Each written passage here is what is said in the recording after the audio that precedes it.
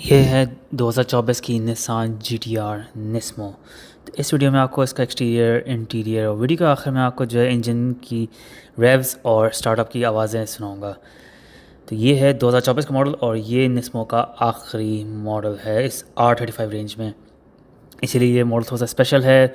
कुछ चेंजेस नुमाया हैं, कुछ चेंजेस जो हैं वो छोटी मोटी हैं।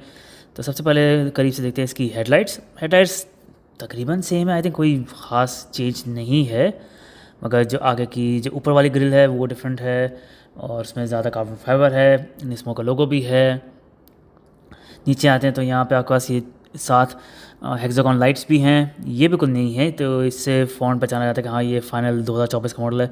फिर एक एयर इनटेक जैसी एक शेप है अंदर, मगर यहाँ तो हवा अंदर जाने के लिए कोई जगह भी नहीं है। मगर हाँ, नीचे भी थोड़ा सा गैप्स हैं, यहाँ पे भी अंदर हवा जाती है।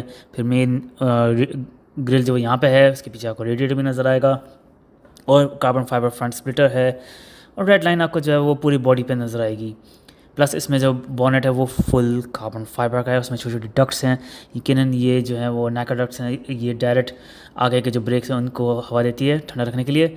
प्लस फेंडर के ऊपर भी थोड़े से जो है वो लूज दिए हुए हैं, तो इनसे भी जो है एक्स्ट्रा हवा जो है वो फेंडर के अंदर भरती नहीं है, वो बाहर निकल जाती है, उससे प्रेशर कम होता है। व्हील्स थोड़े डिफरेंट है इसके, और ब्रेक कैलिपर्स भी आप देख सकते हैं वो येलो में है। व्हील्स में भी रेड लाइन है। साइड स्कर्ट भी फुल कार्बन फाइबर है, उसमें भी रेड लाइन है। ये निस्मो का पैकेज का हिस्सा है पूरा। तो ओवरऑल गाड़ी तो बहुत दिखने में बहुत ज़बरदस्त है। डोर हैंडल्स इसके ब्लैक हैं, बॉडी कलर में नहीं हैं। और साइड में भी उसमें भी आपको देख सकते हैं कि यहाँ पे लाइनें दी हुई हैं। फेंडर के साथ एक और वेंट दी हुई है एक्स्ट्रा हवा निकालने के लिए। फिर GT-R का लोगो भी है, थोड़ा सा कार्बन फाइबर भी है बॉडी में। मगर सबसे बड़ा फ़र्क जो है वो पीछे की तरफ दिया हुआ है उन्होंने, और वो है ये। तो इसमें जो ये स्पॉइलर विंग दिया हुआ है, इसका डिज़ाइन बिल्कुल डिफरेंट है बाकी R35 मॉडल से। ये आप देख सकते हैं फुल कार्बन फाइबर का है, बहुत ही शार्प डिज़ाइन है इसका। और इसके आर्म्स भी बहुत थोड़े डिफरेंट हैं, तो उसे मिकलान सेना के स्टाइल के है आर्म्स हैं। और मिकलान सेना भी यहाँ पे खड़ी हुई है बस 2 गाड़ियाँ छोड़ के। और देखिए कितना शार्प डिज़ाइन दिया हुआ है इसमें। ऑफ कोर्स इससे जो है वो डाउनफोर्स पैदा होती है, गाड़ी की हैंडिंग बेहतर होती है। प्लस एक्स्ट्रा कार्बन फाइबर भी और दिया हुआ है उन्होंने यहाँ पीछे की तरफ, बिल्कुल लाइट्स के साथ ही ये पट्टी दी हुई है कार्बन फाइबर की, जो पूरा ऊपर से लेकर नीचे तक जा रही है। फिर पीछे जो है वो ऑफ कोर्स क्वाड एग्जॉस्ट हैं, और निस्मो पैकेज के हिसाब से उन्होंने फुल बम्पर में लाइनें दी हुई हैं रेड कलर की। पीछे भी जो है वो ग्रिल दी हुई है एक्स्ट्रा हवा निकालने के लिए, ताकि एग्जॉस्ट जो है उसकी हवा निकल जाए। वो भी यकीनन बहुत गर्म हो जाता होगा जब ये गाड़ी तेज़ चलती होगी।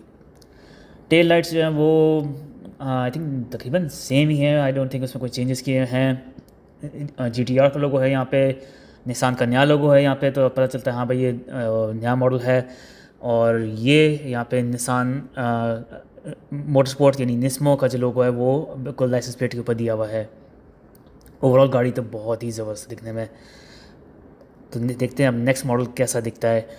तो ये है फाइनल मॉडल R35 का। इसमें जो इंजन वो है एक 3.8 लीटर ट्विन टर्बो V6, और वो बनाता है 600 हॉर्स पावर।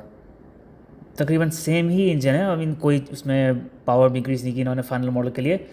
तो ये तो होगी R35। मगर R35 का ये है कि वो बहुत ही कॉम्प्लिकेटेड है, उसके अंदर बहुत ज़्यादा टेक है। ये मॉडल उतना यानी मज़ेदार नहीं है जितना पुराना मॉडल होता था, जैसे R33 हो गई, R34 हो गई। वो गाड़ियाँ ज़्यादा इजी टू ड्राइव थी, मेंटेनेंस भी उनकी थोड़ी सस्ती थी, उसमें इतनी ज़्यादा टेक्नोलॉजी नहीं थी। वो हल्की फुल्की ड्रिफ्ट करने वाली गाड़ियाँ थी। ये ज़्यादा हाई परफॉर्मेंस ट्रैक परफॉर्मेंस वाली गाड़ी है। ये ज़्यादा समझ लें जैसे 911 GT3 RS हो गई है, जो जबकि जो पुरानी स्काईलाइन थी वो थोड़ी डिफरेंट होती थी। मगर क्या डिफरेंस है उनमें, ऐसा क्या यानी है जिसमें बहुत से लोग कहते हैं कि R35 जो है वो बहुत चेंज हो गई है और ये स्काईलाइन नहीं है, इसीलिए इस पर स्काईलाइन का नाम नहीं दिया हुआ। बहुत सारे लोग बहुत कहानियाँ बनाते हैं। चलिए एक नज़र मैं आपको दिखाना चाहता हूँ कि पुरानी जो गाड़ियाँ थी वो कितनी डिफरेंट थी, क्योंकि इसी के बिल्कुल पीछे ही खड़ी हुई है एक R34, और ये बहुत ही लिमिटेड एडिशन मॉडल है। ये कलर जो है कहलाता है मिड नाइट पर्पल, और ये सिर्फ 300 गाड़ियों पे पेंट हुआ हुआ है। इसका खासियत ये है कि लाइट सेंसिटिव है, और जैसे ही आप मूव करते हैं तो इसका कलर हल्का हल्का कुछ कुछ जगहों से जो है वो ब्लू आपको नज़र आएगा, कुछ जगहों से आपको ब्राउन या गोल्डन कलर नज़र आएगा, जैसे पिलर पे भी नज़र आ रहा है। अब यहाँ पे ब्राइटनेस बहुत ज़्यादा है, लाइट्स बहुत तेज़ हैं इस शोरूम में, तो इतना ज़्यादा कलर चेंजेस फ़ौरन नहीं नुमाया होते। थोड़ा नेचुरल लाइट में कलर चेंजेस जो है ना वो ज़्यादा नुमाया होते हैं। और इसी शोरूम में बराबर में आप देखें तो 2 और R34s हैं। हर R34 जो है वो डिफरेंट होती है, क्योंकि इसमें बहुत सारे डिफरेंट एडिशंस आए हैं। जैसे येलो वाले में आप देखें तो इसके व्हील के साथ ही जो है वेंट दिया हुआ है, वो इस ब्लैक वाले में नहीं दिया हुआ। और ये है गाड़ी का इंटीरियर, हर तरफ बहुत ही प्यारा जो है वो सॉफ्ट स्वीट लेदर दिया हुआ है। पैडल शिफ्टर्स हैं, बहुत ज़्यादा बटन्स हैं स्टीयरिंग व्हील पे, और लेफ़्ट साइड पे भी वो कुछ सिलेक्शन बटन्स हैं, वॉल्यूम के बटन्स हैं। इंस्ट्रूमेंट पैनल अगर आप देखते हैं तो वो उसमें रेड कलर है, ऑफ कोर्स निस्मो का लोगो भी है, कार्बन फाइबर भी है, और कुछ पुराने स्टाइल के बटन्स भी हैं, और वही स्वीट लेदर पूरा डैश को भी कवर किया हुआ है। तो स्टीयरिंग व्हील तो अच्छा है, मगर एक दो चीज़ों से मुझे थोड़ा सा शिकायत है कि ये गाड़ी है तो बहुत महंगी, और मैं समझ सकता हूँ ये परफॉर्मेंस कार है, मगर फिर भी क्या इससे बेहतर बटन नहीं लगा सकते थे? आई मीन कहाँ कौन सी गाड़ी से लेके लगाए इन्होंने? इससे ज़्यादा अच्छे तो सनी में होते हैं। फिर ये भी देखें, ये भी वही इस तरह के बटन तो आपको क्रोला में मिलते हैं स्क्रीन के साथ।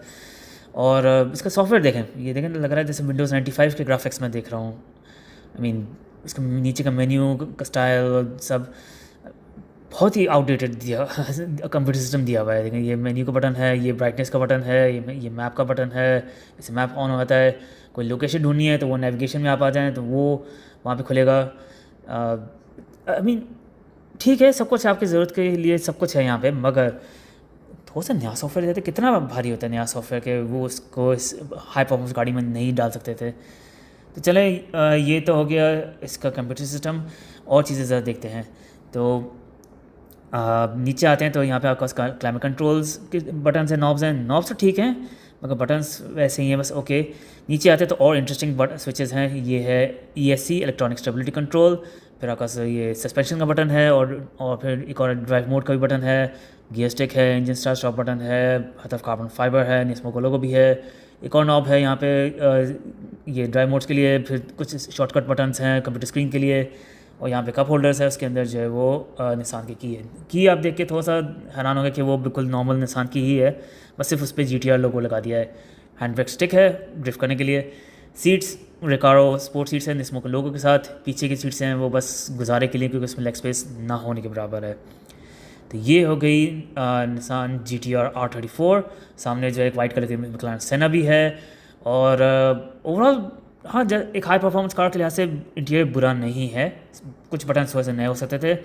हाँ, अगर आपको और GTRs की वीडियो देखनी है, R34, R33, R31 या R35, वीडियो को डिस्क्रिप्शन में रहेगा, सारे नाम और लिंक्स मिलेंगे। और नई 2025 की पेट्रोल की वीडियो ज़रूर देखिएगा, और अब वॉल्यूम हाई कर दें।